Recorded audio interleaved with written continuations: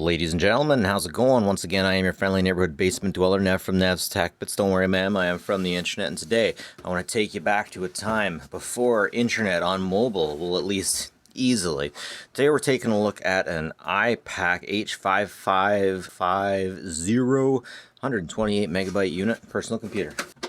Personal pocket computer. So this thing came out just before 2005, I believe.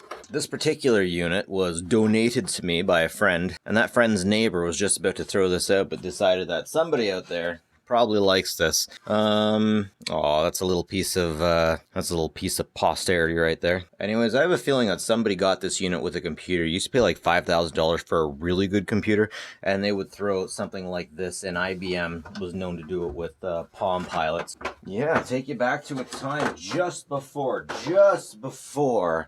cell phone were a big thing. And here it is, the HP mobile computer.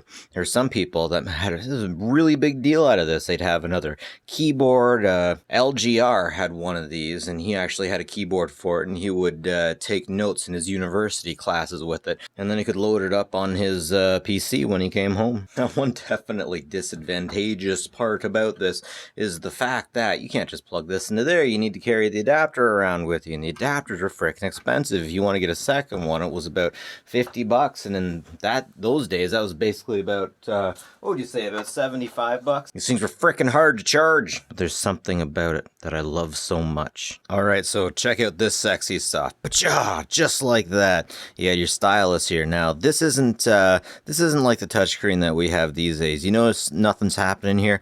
So these days we have touchscreens that are called capacitive. They can actually sense your finger. I believe this was called recessive. You actually had to press down on the screen in order for it to understand or comprehend exactly what you were doing. And notice the taskbar is up here at the top. Did you hear that? I keep forgetting about that. That is the most darling little sound ever. I had a calculator. I just bought it because it made sounds like that. We actually have Windows Media Player. You could play some movies on here, but you definitely can't play any MKVs on this thing. That's just the cutest. Anyways, of course, as you can see, we have multiple buttons here. We can get into our email. We can get into the go back. And I keep thinking this is a home button, but this thing's definitely not a home button. Liar. You get your contacts and then you get your calendar. Now, what's really intriguing about this is it has MSN Messenger on it, but I'm not seeing any way to hook it up to the network. We'll take a look at the back. Microsoft Windows powered Pocket PC 2003. Now, in order to take out the battery, we gotta pop that sucker out. It looks like we got a spot here in case you wanted to put a SIM card. Oh yeah, by the way, we have a standard SD card at the top. I believe this thing can take up to 2 gigabytes. This thing worked right out of the box. And here we got all the stuff on the back.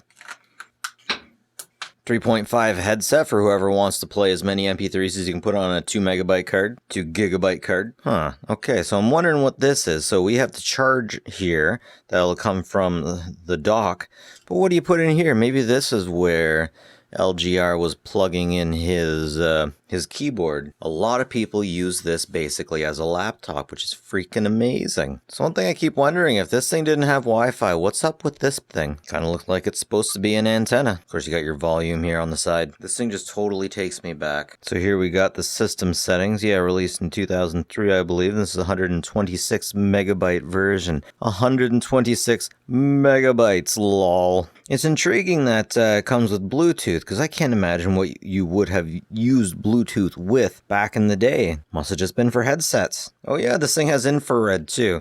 Apparently, you can connect to the Wi-Fi somehow with infrared. Looks like we got a speaker right here, and perhaps a microphone right here. Anyways, ladies and gentlemen, this is what we would use back in the day when we didn't have a PC, when you didn't have a laptop. We couldn't afford a laptop. Now, at the time, you probably wouldn't have had a cell phone because nobody had a cell phone back then. Nothing this cool. This kind of cell phone technology would only come around just before the iPhone. You could get something like this that had cellular. So this is a really cool entry into computers back in the 2000s. It's really interesting because the 2000s is about the time when people start taking computers around with them in their pockets. It seems so right. But at the same time, it's a testament to technology that only some of us would have used all the time. It blows your mind. You're like, whoa, this is so cool. We can do so many things with it, but really you can only do so many things. You can keep your contacts, send emails. Actually, how are you going to send emails if you don't have Wi-Fi? Yeah, so check out the connection options.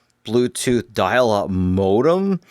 Bluetooth fax modem? Okay, I gotta research some of these things. Native infrared. I want to see if there is some kind of native infrared networking going on. Perhaps that's the Bluetooth antenna. It's fascinating stuff. Okay, oh boy was I wrong. This thing definitely does have Wi-Fi, but it's definitely too old for me to use. You gotta come over here, iPAQ wireless. Just like that.